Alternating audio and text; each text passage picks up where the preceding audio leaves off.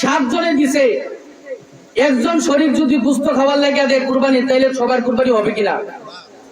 তো না, এটা হইব না। আচ্ছা তাহলে এবার আমার এখন যে লোকটা জিলহজ মাসের 7 ওঠার পরের থেকে 10 দিন ছিল, এই 10 দিনে 50 ওয়াক্ত নামাজ ছিল, সে ফজর এই 50 ওয়াক্তের নামাজের একটাও পড়লো না আল্লাহরে সন্তুষ্ট করার জন্য। কুরবানির গরুটা কিনতে গেল রসুলপুর বাজারে শুক্রবারে গিয়া গরু কিনে আনছে, কিন্তু আল্লাহরে সন্তুষ্ট করার জন্য এই লোকটা জুমা নামাজটা পড়ে নাই।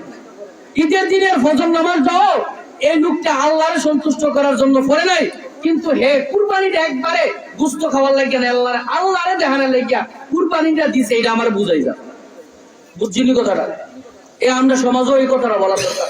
ফজর বললা না, জোহর বললা না, আসর বললা না, মাগরিব বললা না, এশার পরে 9টায় জানাজা। তুমি জানাজায় গেছো কেন? তুমি যে জানাজায় গেলা কি বুঝাইলা? তুমি ফজর আল্লাহরে সন্তুষ্ট করতে পারো নাই, জোহর আল্লাহকে সন্তুষ্ট করার জন্য পড়ো নাই, আসর আল্লাহরে সন্তুষ্ট করার জন্য পড়ো নাই, মাগরিব আল্লাহরে সন্তুষ্ট করার জন্য পড়ো নাই, এশা আল্লাহকে সন্তুষ্ট করার জন্য পড়ো নাই। 8টার দিকে এশারের পরে জানাজা। এটা কেন আইছো? 2 কারণ। কয় কারণ? 1 নম্বর কারণ হইব মৃত ব্যক্তির আত্মীয় স্বজনদের খুশি করতে। 2 নম্বর কারণ, যদি ভালো হয়, লোকটা যদি ভালো হয়, তাহলে কাল লাগে আইছে মৃত ব্যক্তির আত্মীয় স্বজনকে খুশি করার জন্য আসছে। আর যদি খারাপ হয় তাহলে দাওয়াত খাইতে হইছে, আর কিছু না। ঠিক কিনা? তুমি ফজর পড়লা না বাপ আল্লাহরে সন্তুষ্ট করার জন্য, জোহর পড়লা না, আসর পড়লা না, মাগরিব পড়লা না, আর মাগরিবের পরে জানাজাটা একবারে আল্লাহ রাস্তায় আল্লাহকে খুশি করার জন্য পড়ছো। এটা আমি বুঝবো কেমন? তুমি ফজর নামাজ পড়ো না, সুদ ছাড়ো না, আল্লাহরে সন্তুষ্ট করার জন্য সুদরা ছাড়ো না, আল্লাহকে সন্তুষ্ট করার জন্য ঘুষ ছাড়তে পারো না, আল্লাহকে সন্তুষ্ট করার জন্য বিচারে তেহারা নেওয়া ছাড়ো না। আর তুমি একবার হজ করছো আল্লাহর দেহারা লেগিয়া। এটা আমি বুঝলাম কিন্তু আমার একটু বুঝাম। এই লোকটা তো আল্লাহরে সন্তুষ্ট করার জন্য বিচারের সময় যখন তেহারা দিছিল, আপনারা চা খাই তখন পাওয়ার দরকার ছিল, বেটা বিচার করবো আল্লাহর জন্য, 4 জন্য। এই তৈলে না ঠিক আছে, ঠিক নেই। এবারে আল্লাহরে সন্তুষ্ট করার জন্য বিচারের তেহারা লোকটা রাখতে না, এবারে একবারে পুরা খালেস নিয়ত শুধু আল্লাহরে আর নবীরে খুশি করার জন্য উনি হজে গেছে। এটা বুঝলাম কিন্তু কিছু তো বুঝুন যায় কেউ।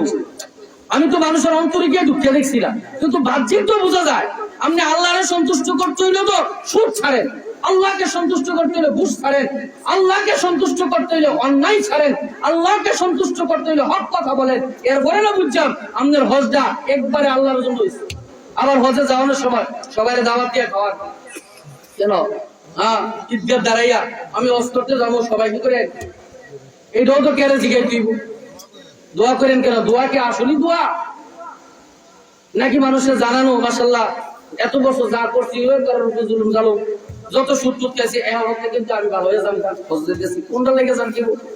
এটা আল্লাহ ভালো জানেন। বাকি কথাই না, কিছু আলামত তো বোঝা যায় কিনা? অনেক সময় আমি ঢাকায় এক লোকেরা পাইছিলাম, আমার এক মুসল্লি, মাশাআল্লাহ উনি দোকান উদ্বোধন করবে। দোকান কি? তো আমি গেলাম, কেউ দোকানে একটা সুন্দর করে নাম দেন না। তো হুজুর নাম ঠিক করে রাখছি, কিন্তু এখন দিতাম না। ওকে রে, তো নাম দিব হাজি এন্টারপ্রাইজ, কিন্তু আমি তো এখনো হজ গেছি না, নিবন্ধনটা করে আইছি, সামনে হজ গেলে না হাজি এন্টারপ্রাইজ দিতারাম। কিটা? হাজি এন্টারপ্রাইজ আমি দিতারাম। আমি তো মাশাআল্লাহ, তো হজ ব্যবসা বানাইছে, হজ ব্যবসা।